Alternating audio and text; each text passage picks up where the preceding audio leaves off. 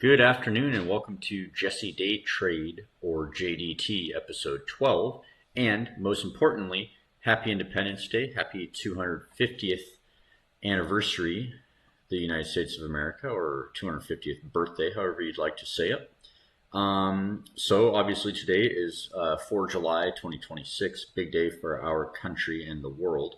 We're going to do a quick recap. We had a very good week this last week, up 13.31% on the week for a total of about $573. Going to go over that a little bit, and then, and as you can see already on the screen, before that big monster win of a trade, we were stuck in leveraged Tesla for the majority of the week prior before being able to get out at a big sale. So we'll pull up the trading view charts in a little bit and go over that. But the last video we had was actually recorded on Juneteenth, so the last holiday we had. I guess we're just recording videos on holidays now. But we were at 46.47 year-to-date return, and now we are sitting at 63.68% year-to-date return. So we had a big jump. So let's take a look at our a little bit more in-depth look. So Monday, 22 June, we had a 1.32% win, 58% profit. Got up to $1,044 profit for the year. And then we got stuck in Tesla leverage. I believe, if I remember correctly, we made some profitable trades earlier in the day on 23 June, but then we got stuck in. And I forget for sure off the top of my head if I entered, I think at least one of the confluences that I used to enter this leveraged Tesla position was that Tesla was so low relative to where it had been and relative to the $400 per share level. That it's been kind of wanting to seem to stay above for the most part recently. But with that being said, the strategy of respecting the areas of liquidity on the high and low side that have been working so well this year, usually when I actually pay attention to what price action is doing in relation to those lines and those areas, usually when I'm paying attention to that, the trade entries are very good and very reliable wins. But that being said, sometimes I go and don't have the best self-discipline and enter trades that get us stuck and sometimes make us lose, sometimes make us win. That's not the best kind of trading. Obviously, this time it worked out well because we ended up getting a 10.8% profit on this entry, but it could have just as easily been way worse. And I think it went down 9+%, those particular shares on that trade. So I don't recommend doing that. And obviously, again, like we have disclaimers on the videos, like we are not financial advisors or experts by any means. We're just talking about what we are doing with our trading, and everybody watching this and reading our posts and everything needs to make their own financial decisions. It's your money, not our money, and we're doing what we want to do with our money. That being said, though, I think we've been finding the most success when we're actually paying attention to those areas of liquidity and everything. So, but we'll go to trading view here. And so we'll notice that we made this big, so we made the entry on 23 June and then exited on 29 June. So I already forgot what I say, 23 to 29. Okay, so if you look here, if we scroll over on the bottom to 23 June, let's see, it started around here. So market open was around here, and it went down, it went down, it went down. And sorry about that if you heard that. Our dog is making some noise outside, so hopefully, I think he knocked over his food bowl or something. But anyways, so this is the general day area that we entered, and it was going down, and then you see going forward it went down even more until it got to kind of like a bottoming out point, but it was quite a bit lower than where we entered.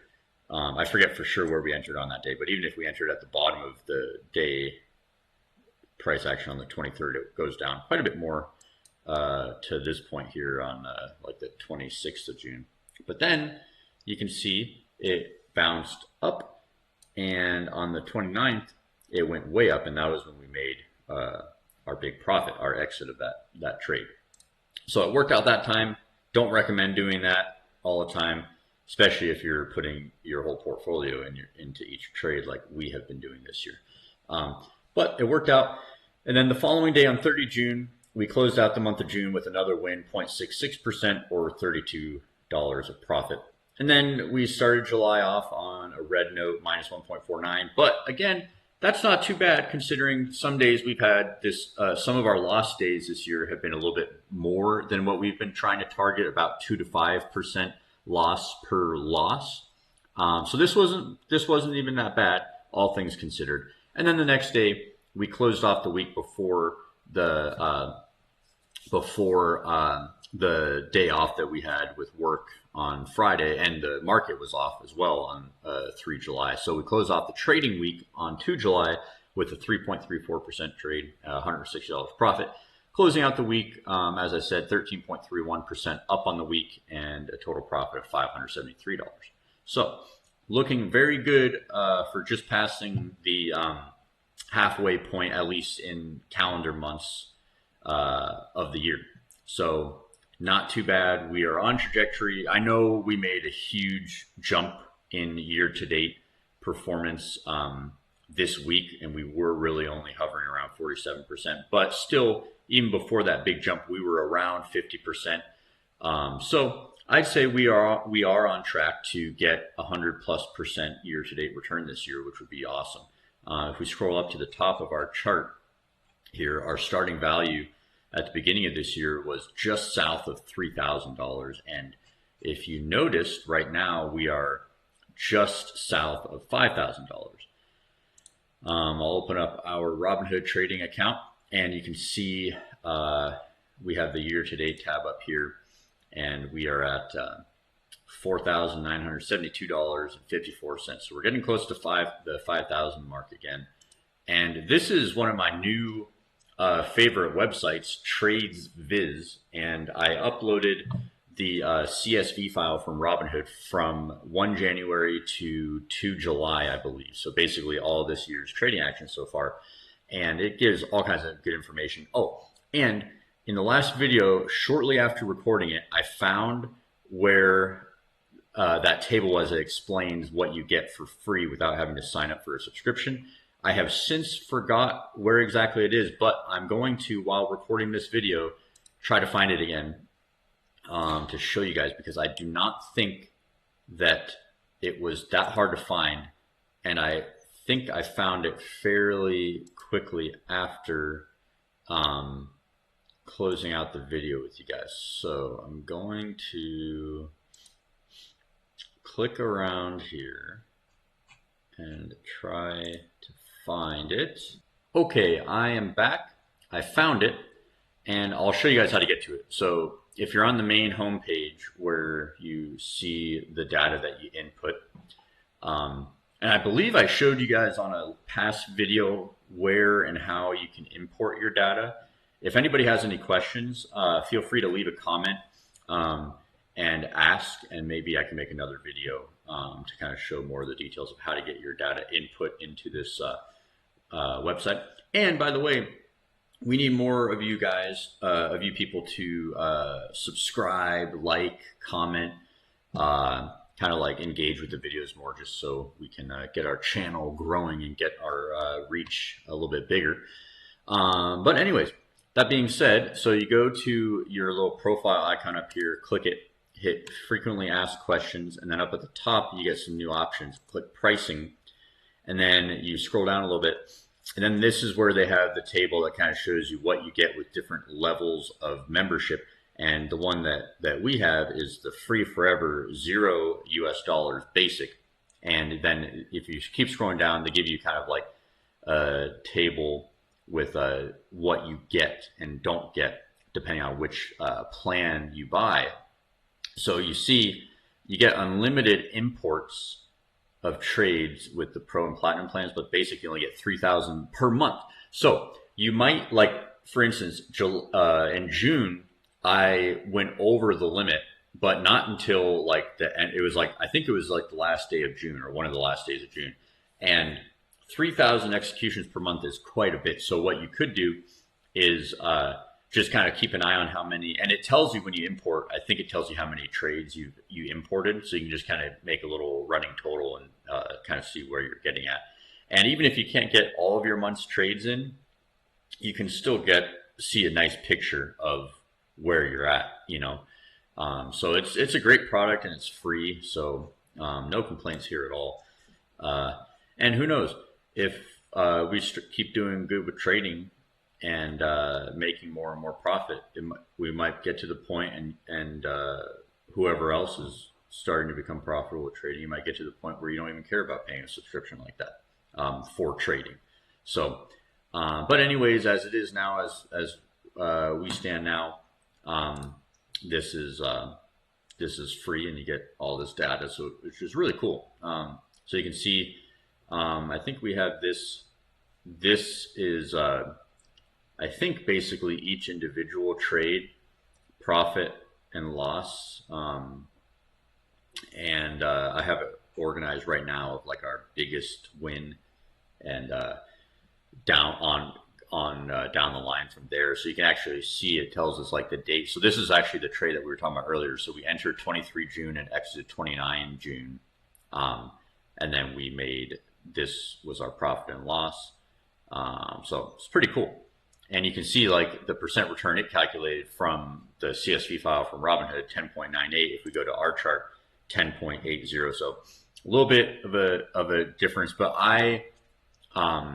when I do the entries on this chart, sometimes I go to the Robinhood, like the on the mobile app, there's an area that has like the realized profit and loss, I think, and it gives you like, you can look at like your particular trade and it'll tell you you made 10.8%. So that's usually what I put in this column here, like the actual percent. But if lately, when we've been doing multiple trades per day, I don't add up them individually per trade. I just look at like the day chart on Robinhood, and then I just put down whatever it says the percent profit for that day was. And we also have that IPO share of SpaceX in our portfolio now, so that's also making the number fluctuate a little bit. So the numbers might be a little bit different between charts, but it's ballpark close enough, you know, for tracking purposes of overall how we're doing performance wise. But yeah, so I think I'm going to go ahead and wrap this video up here. Big highlight, 63.68% up year to date for the year so far. So that's the highest we've been so far. And we're rapidly approaching the 5,000 mark of our portfolio. So we are super excited. It's a great way to start off the month of July. And things are looking up. And oh, before I forget, my wife and I were talking recently about kind of like the psychology that we're going to have to implement in the upcoming months with this new unlimited pattern day trading rule change. So patience is going to be a key here, because I feel like earlier this year, before we had the ability to do unlimited day trades, we kind of dialed in our patience to a point where we were waiting until we found a truly good setup before entering the market. But now, since we can trade in and out as many times as we want, it's a little harder to maintain that self-discipline and remain patient enough to wait for a truly good and usable setup.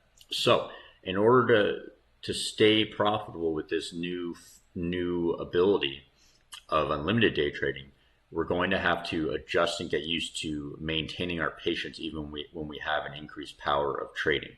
Now, in the previous weeks, we have had a lot of win days, but it looks like our loss days have been becoming a little more prevalent than they had earlier this year. And I suspect it's in part because of that new ability of being able to trade unlimited amounts of times per day. And also, we have had a lot of win days. And I don't remember exactly off the top of my head, but some of these win days, I'm pretty sure we have included losses, but then we've remade those losses and then become profitable. I think that's happened at least once, I think, from what I remember. And if it hasn't, at least I can conceive the idea that if we had losses that ended up going towards a winning day, that means that we could have won more that day had we not taken that losing trade. So again, maintaining a higher level of patience, or at least a level of patience equal to what we had been exhibiting prior to this new rule change. If we get back to that point with this rule change, we should be able to get a lot of big, highly profitable days for the duration of this year and the duration of our trading journey. So with that being said, I'm going to sign off this 12th episode of Jesse Day Trades. And once again, happy 4th of July, happy Independence Day, happy 250th birthday, America, and thank you for watching.